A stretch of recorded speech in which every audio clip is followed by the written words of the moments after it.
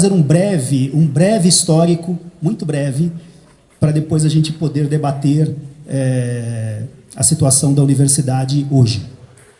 E eu quero tentar explicar por que é necessário fazer esse histórico, por que a história importa para a gente entender o que é essa instituição hoje.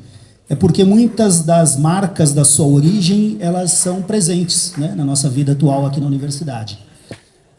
Como vocês sabem, né, vocês entram na universidade, se vocês olham para os monumentos que existem na cidade universitária e reparam também no nome da cidade universitária, vocês topam com um nome chamado Armando de Sales Oliveira. O Armando de Sales Oliveira é dito um dos criadores da Universidade de São Paulo. Ele foi interventor, entre aspas, governador de São Paulo na época da criação da USP em 1934. Vocês também já devem ter lido por aí que a USP foi um resultado da elite paulista que conseguiu transformar uma derrota militar na chamada Revolução de 32 numa vitória intelectual e moral, criando a Universidade de São Paulo. Ou seja, a elite derrotada pelas armas, ela reagiu através do pensamento, da cultura e etc. Bom, de fato, com a chamada Revolução de 30, a elite paulista, ela perdeu o controle do poder político central do Brasil e também do Estado de São Paulo. Isso é interessante para a gente entender a formação da USP, porque a Revolução de 30... Eu não vou entrar no mérito se ela é uma revolução ou não, isso a gente pode discutir depois, mas a Revolução de 30, ela era inicialmente um movimento de oligarquias dissidentes, ou seja, o que são as oligarquias? São pequenos grupos regionais que controlavam com mão de ferro seus estados. Essas oligarquias conviviam na chamada República Velha. Então, um grupo de oligarquias dissidentes, principalmente a do Rio Grande do Sul e da Paraíba, mas com outros apoios em outros estados, associou-se aos tenentes, principalmente os egressos da coluna Prestes, e, através desse movimento político-militar, conquistou o poder em outubro de 1930. Esse movimento, portanto, vocês notam que é um movimento heterogêneo, ele se aposta do poder sem um projeto político definido, e entre essas oligarquias dissidentes, uma parte da oligarquia de São Paulo apoiava o movimento. Ela se organizava no Partido Democrático, né? São Paulo tinha principalmente o Partido Republicano Paulista, mas havia se formado o Partido Democrático com uma dissidência oligárquica de São Paulo. Acontece que, como o movimento de 30, ele tinha como eixo militar, como vetor militar central, os tenentes tinham um elan revolucionário, os tenentes representavam a possibilidade de transformação do país. Eles tinham, portanto, muito poder inicialmente. Os tenentes não permitiram que essa oligarquia dissidente de São Paulo se apossasse do poder do Estado de São Paulo. E eles próprios se apossaram do poder, né? Então, o primeiro interventor em São Paulo, em 30, é o tenente João Alberto. Isso descontentou profundamente essa parte da elite paulista. Ela se reconciliou com a outra parte do Partido Republicano Paulista, formou a Frente Única Paulista e desencadeou em 32, no dia 9 de julho, o movimento militar pela derrubada do governo provisório de Getúlio Vargas. Como eu vou encurtar a história aqui, vocês sabem que foi um movimento militar rapidamente derrotado, durou mais ou menos 3 anos essa guerra civil, né, em São Paulo. Agora, é interessante que, mesmo sendo derrotada militarmente, essa elite paulista, pelo poder econômico, industrial e até militar do Estado, conseguiu mostrar força, mesmo derrotada. E, ao demonstrar força, obrigou o governo provisório de Getúlio Vargas a negociar com essa elite. E, logo depois da ocupação militar de São Paulo, Getúlio Vargas entregou o poder do Estado de São Paulo para Armando de Sales Oliveira. Bom, entre os mitos da criação da USP, existe a ideia de que a USP teria então sido essa reação intelectual de uma elite liberal, constitucional, democrática e etc., que criou a Universidade de São Paulo. Em primeiro lugar, de onde veio o termo constitucional ou constitucionalista para a Revolução de 32? É porque, oficialmente, ela defendia a reconstitucionalização do país, porque a Revolução de 30 tinha simplesmente suspendido a Constituição da República Velha. Nós sabemos que grande parte desse discurso constitucionalista e liberal era um discurso fake, né? Quer dizer, um discurso que justificava a ação militar da elite paulista para reconquistar o poder. Mas nós também temos que considerar que, se tem uma coisa que as elites paulistas não são, ineficientes, né? E nem idiotas. Portanto, parte desse discurso não era uma mera mentira. É claro que quando a gente pensa em ideologia, nós sabemos que a ideologia, resumindo muito, essa capacidade que essa elite tinha de vestir os seus interesses particulares de classe com a capa da universalidade, de um discurso universal. Isso era necessário porque, se o discurso fosse meramente econômico, corporativo, egoístico, passional, como diria o Antônio Gramsci, não haveria o apoio da população paulista à Guerra Civil de 32. Então era necessário ter um discurso universalista para que a população apoiasse a Guerra Civil de 32. Portanto, esse discurso ele era farsa, mas não era mera farsa, né? Ele também prometia algo. Portanto, não quer dizer que essa elite não fosse liberal e constitucionalista, mas ela conseguiu modificar o discurso liberal e constitucionalista, adaptando à necessidade de, em momentos que fosse conveniente, apoiar o autoritarismo e até ditaduras. Então, a elite paulista não é contraditória quando ela defende liberalismo, constituição e democracia, ao mesmo tempo ditadura e autoritarismo.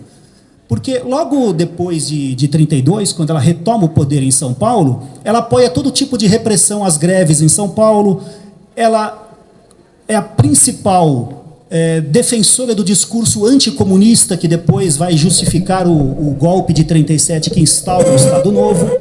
E a própria criação da USP, ela é realizada não em confronto com o governo de Getúlio Vargas, mas em acordo. A USP é criada em 34, e quando há o golpe do Estado Novo em 37, a USP não é afetada.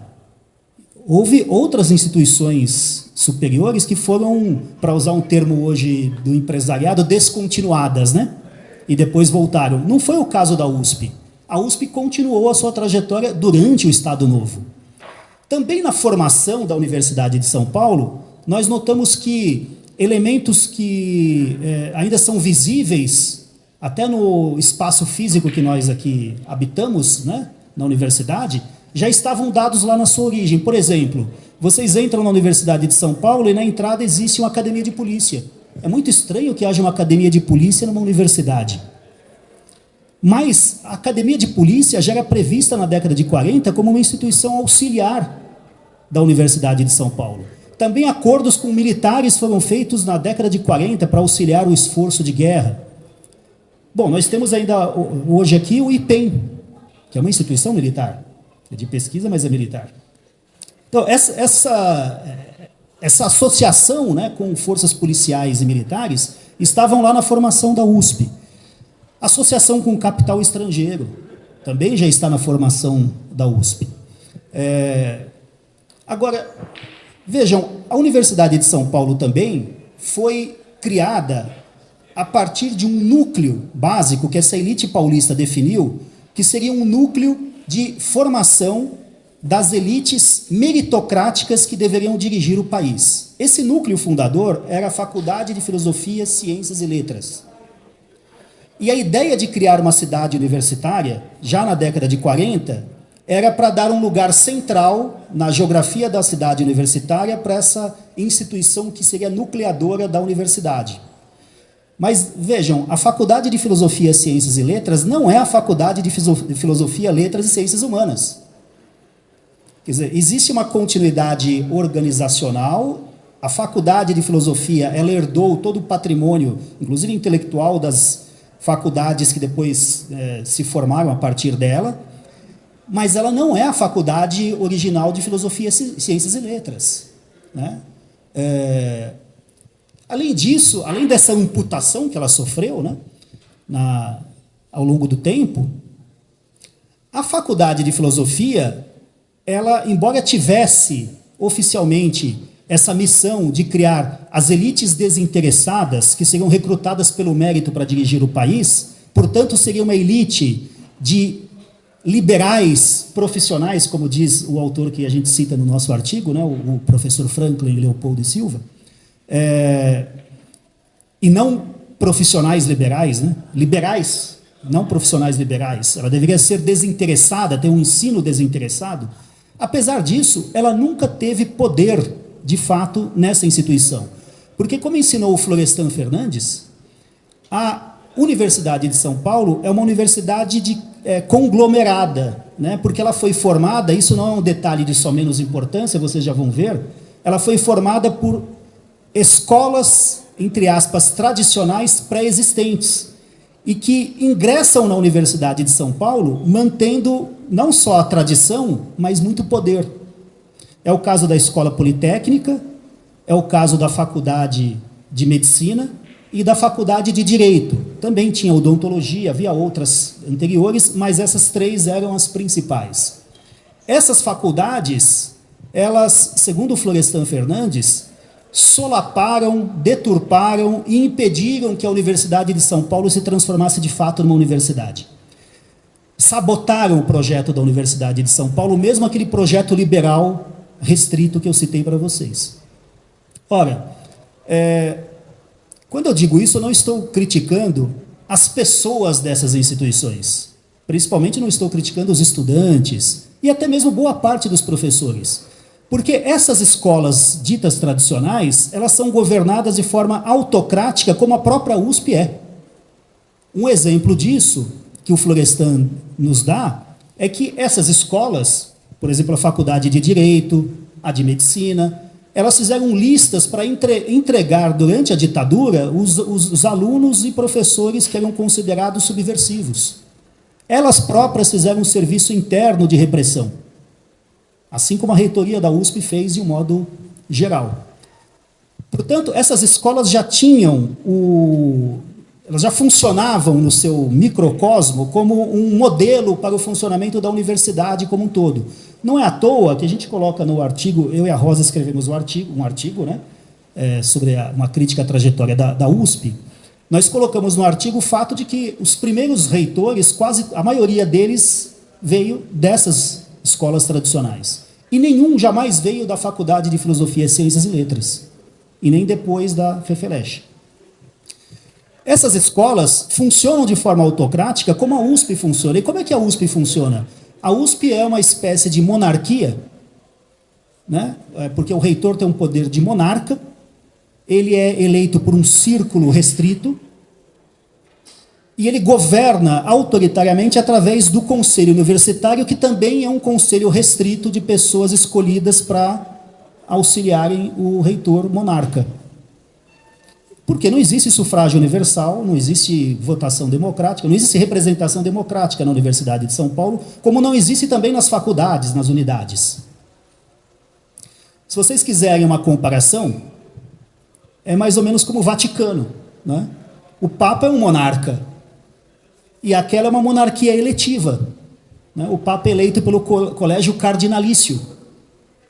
E ele, no caso, o Papa governa até morrer, mas no caso do reitor, ele tem um mandato. Mas isso não muda muito a situação. Enquanto ele tem mandato, ele é um monarca. Porque ninguém pode fazer nada contra as decisões dele e do conselho universitário. Por isso que surgem no nosso campus, por exemplo, de repente um prédio inteiro é dado para uma instituição privada, ninguém sabe o que acontece lá dentro, isso é decidido e você só fica sabendo quando já aconteceu. Não há nenhuma discussão democrática sobre isso. É assim que funciona a universidade.